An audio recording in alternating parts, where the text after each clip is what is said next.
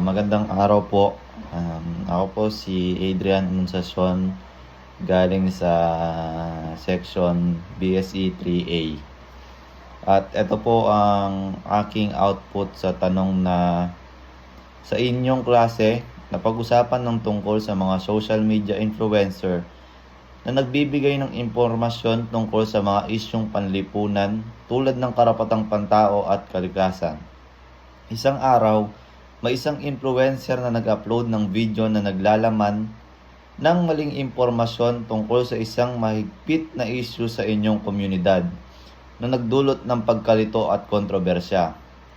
Ang tanong, bilang isang estudyante, paano mo harapin ang sitwasyong ito? Ano ang mga hakbang na maaari mong gawin upang ituwid ang maling impormasyon at itaguyod ang tamang kaalaman? Paano ito nauugnay sa mga aral ni Jose Rizal tungkol sa responsibilidad ng bawat individual sa kanilang lipunan? Ito po ang aking sagot sa tanong na ito. Bilang estudyante, ang pagharap sa maling impormasyon ay mahalaga, lalo na kung ito ay may epekto sa aking komunidad. Narito po yung ilang hakbang na maaari ko pong gawin upang itama ang sitwasyon.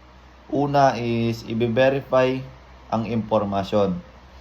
Mahalaga po na suriin muna ang katotohanan bago magkomento o magbahagi ng sariling opinyon. Maghanap po ako ng mapagkakatiwalaang mga sanggunian mula sa eksperto o opisyal na impormasyon upang matiyak ang katotohanan ng issue. Pangalawa, pakikipag-ugnayan sa influencer. Kung meron po akong paraan upang makipag-ugnayan sa influencer, maaari kong subukang magbigay ng maayos at makonsiderasyong mensahe upang ipaalam ang maling impormasyon. Maaari kong ibahagi ang mga tamang detalye at hikayatin siyang mag-post ng pagwawasto. Pangatlo, pagbabahagi ng tamang impormasyon sa social media. Sa pamamagitan ng sarili kong social media accounts, maaari ko pong ipaliwanag ang tunay na sitwasyon ng malinaw at magalang. Mahalaga ang paglabas ng tamang impormasyon upang maiwasan ang pagkalat ng maling balita. Pang-apat, pagtutulungan sa komunidad. Makikipag-ugnayan po ako sa ibang mga miyembro ng komunidad, lalo na sa mga may kredibilidad, upang makabuo ng sama-samang aksyon sa pagpapakalat ng wastong impormasyon. Ano naman ang kaugnayan na maaari kong iugnay kay Jose Rizal? Ang sitwasyong ito ay may kaugnayan sa mga aral ni Dr. Jose Rizal tungkol sa responsibilidad ng bawat isa sa ating lipunan.